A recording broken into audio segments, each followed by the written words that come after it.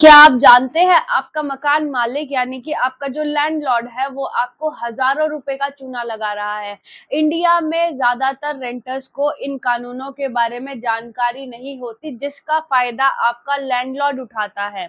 तो अगर आप भी किसी रेंटेड अपार्टमेंट को खाली करने वाले हैं या खाली कर चुके हैं और आपका लैंडलॉर्ड सिक्योरिटी डिपॉजिट आपकी रिटर्न नहीं कर रहा या फिर आनाकानी कर रहा है तो ये वीडियो आपके लिए है, तो अंत तक जरूर देखिएगा।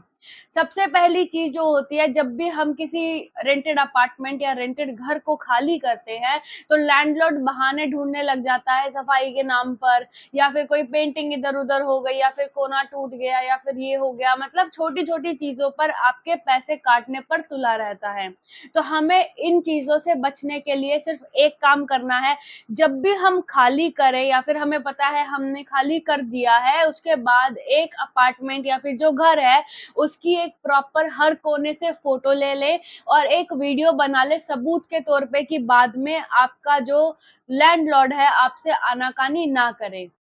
यही नहीं, लेकिन गवर्नमेंट ऑफ इंडिया के मॉडल टीनेंसी एक्ट के मुताबिक और बाकी जो स्टेट के अलग अलग रेंटल लॉज है उनके मुताबिक सिर्फ 30 दिन का तय समय होता है जिसके अंदर लैंडलॉर्ड आपकी सिक्योरिटी रिटर्न देता है। और यही नहीं, अगर वह कोई भी आपसे भूल चूक हो गई है या फिर आपसे छोटी मोटी कोई चीज टूट भी गई है तो उसकी आपको एक आइटमाइज्ड बिल देगा, हैंड रिटन आपको बिल देगा जिसके अंदर लिखा होगा कि क्या चीज टूटी है, कितना अमाउंट था उसका, और साथ में आपको सबूत भी देगा। अगर आपको मकान मालिक ये चीजें नहीं देता है और 30 दिन के अंदर आपको आइटमाइज्ड बिल नहीं मिलता है तो अपना हक खो देगा मकान मालिक कोई भी पैसा काटने का। लेकिन अगर फिर भी आनाकानी हो कि आपका मकान मालिक बोले कि नहीं मैं तो पैसे काटूंगा या फिर ऐसी कोई भी बात हो, तो आपको सिर्फ ये 3 स्टेप्स फॉलो करने हैं और आपके पैसे आपको वापस मिल जाएंगे। सबसे पहली चीज है कि आपको फोटो वीडियो जरूर लेनी है हर एक कोने की खाली करने से पहले।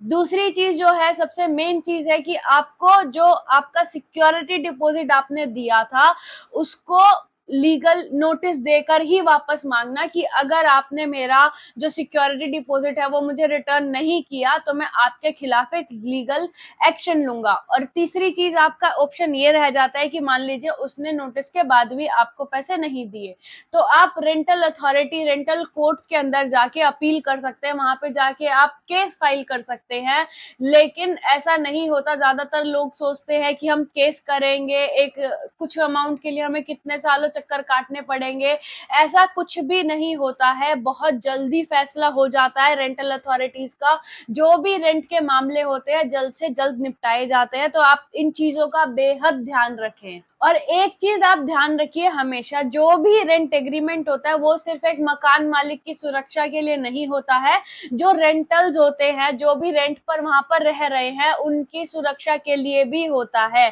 अपने हक के लिए आवाज उठाएं और ज्यादा से ज्यादा इस वीडियो को शेयर करें अपने उन दोस्तों के साथ जो रेंट पे रहते हैं या फिर अपना रेंट का अपार्टमेंट छोड़ने वाले हैं। और ऐसे ही जरूरी लीगल राइट्स को जानने के लिए हमारे पेज को फॉलो करें।